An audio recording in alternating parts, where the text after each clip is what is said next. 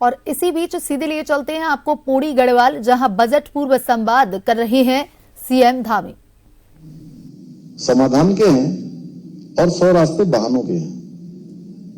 ये हमें तय करना है, हमें प्राथमिकता हमें अपनी तय करनी है कि हम समाधान की ओर जाएंगे या हम बहानों की ओर जाएंगे, क्योंकि बहानों से काम नहीं चल सकता है, केवल बातों से भी काम नहीं चल सकता है, काम करके दिखाना होगा हमको। और जब हम काम अच्छा करेंगे तो मुझे लगता है कि बातें ज्यादा करने की आवश्यकता नहीं पड़ेगी, क्योंकि कभी भी कोई व्यक्ति नहीं बोलता है, कोई भी सरकार हो या व्यक्ति हो या संस्था हो, कोई भी हमारा प्रतिनिधि हो, वो काम करेगा तो उसका काम दिखाई देगा, वो काम करेगा तो उसका काम बोलेगा, उसको बोलने की आवश्यकता नहीं पड़ेगी। हमारा प्रयास है भाइयों बहनों, हम चाहते हैं कि उत्तराखंड निवेश के लिए भी अनुकूल राज्य बने और उद्योगों के लिए प्रतिस्पर्धी और युवाओं के लिए अवसरों से भरपूर राज्य बने। हमारे बच्चों को बहुत सारे कामों के लिए बाहर देश दुनिया में न जाना पड़े, कुछ काम उनको यहीं पर मिल जाए, ऐसा माहौल भी हम यहां पर बनाएं।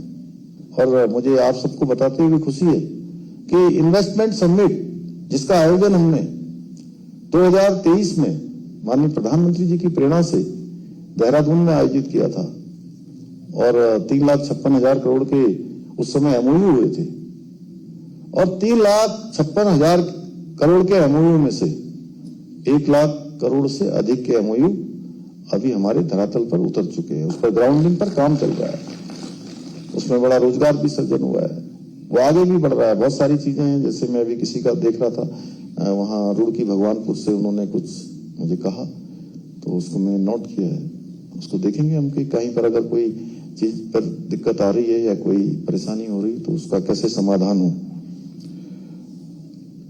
यहां उपस्थित हमारे चार्टर्ड अकाउंटेंट्स और वित्त विशेषज्ञों से भी मैं विशेष रूप से कहना चाहूंगा कि आप राज्य की जो वित्तीय सेहत है उसके भी आप, फाइनेंशियल हेल्थ के भी आप डॉक्टर हैं, आप प्रहरी हैं उसके भी। और जो राजकोषीय अनुशासन है, कर आधार का विस्तार है, डिजिटलीकरण, टैक्स है, कंप्लायंस है, इन क्षेत्रों में आपकी व्यवहारिक सलाह भी हमारे लिए बहुत महत्वपूर्ण होगी। और जो बड़े बड़े उद्योग वाले लोग होते हैं, जो लोग यहाँ पर हैं, वो जानते हैं, वो तो बिना इनके कोई काम नहीं करते, बिना चार्टर्ड अकाउंटेंट के कोई काम नहीं करते। उनका चार्टर्ड अकाउंटेंट पहले सब बनाता है और उसके बाद ही वो उद्योग और अपने काम को आगे बढ़ाते हैं। तो क्यों पैनोली जी, सही कह रहा हूं मैं?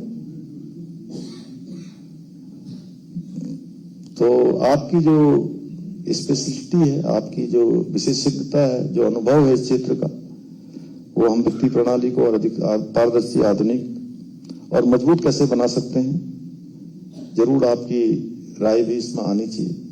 और आप लोग भी चूंकि राज्य के हमारे प्रमुख वो हैं, प्रमुख नागरिक भी हैं और हितधारक भी हैं।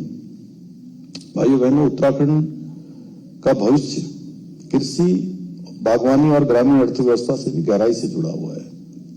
इस क्षेत्र में भी आप लोगों के काफी सुझाव आए हैं। फार्म मशीनरी बैंक के बारे में, जैसा मुझे लगता है हमारी डॉक्टर सविता जी ने कहा कि फार्म मशीनरी बैंक केवल एग्रीकल्चर में चलता है, हॉर्टिकल्चर में नहीं चलता है। तो हम लोग देखेंगे, इसकी भी समीक्षा करेंगे कि इसमें दिलीप जी, ये एक अच्छा सुझाव था, तो आपने नोट भी कर लिया था, मैंने बात की थी। तो इससे हम चाहते हैं कि हमारे किसान जो खेती करते हैं, किसानी करते हैं या उद्यान के क्षेत्र में काम करते हैं, वो सभी समृद्ध बने, हमारे सभी गांव आत्मनिर्भर बने। हमारा जैविक खेती, प्राकृतिक खेती, food processing, cold chain, value addition और मार्केटिंग लिंक, इस पर विशेष फोकस है।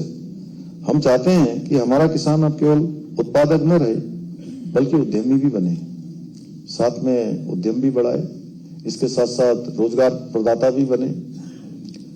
हमारी प्राथमिकता है छोटे किसानों को बाजार तक सीधी उनकी पहुंच हो, सीधी पहुंच मिले, उनके उत्पादों की अच्छी मार्केटिंग हो, अच्छी ब्रांडिंग हो, अच्छा उनको विपणन का अवसर मिले और डिजिटल प्लेटफॉर्म, इन सभी के उपयोग बढ़े। और बहुत सारे, चूंकि हमने कहा था राज्य के हर जिले में, हर स्थानों पर, हर ब्लॉक में जो है ऐसे अवसर जो है हमारे किसानों के लिए भी मिलने चाहिए, हमारी स्वयं सहायता समूह की जो बहनें हैं जो अच्छे उत्पाद बनाती है उनके लिए भी मिलने चाहिए। उस पर हम काम कर रहे हैं। भाइयों बहनों, महिला सशक्तिकरण के लिए लखपति दीदी जैसी योजना अत्यंत महत्वपूर्ण है और हमारा प्रयास है कि इस योजना के द्वारा और अधिक, लगभग 2 लाख बन चुकी हैं अभी तक। एक इतिहास बना दिया है हमारी राज्य की बहनों ने। 2 लाख के लगभग जो है अभी तक हमारी बहनें जो है लखपति दीदी बन गई हैं और लखपति दीदी बनानी है। हम इस बार के बजट में स्वरोजगार से महिलाओं की आय में वृद्धि कैसे हो, उनकी आजीविका कैसे बढ़े, उनकी सुरक्षा और उनका सशक्तिकरण कैसे हो, उस पे इस बार बजट में हम उसको करना चाहते हैं। इसके बार के बजट में उसका प्रावधान करना चाहते हैं।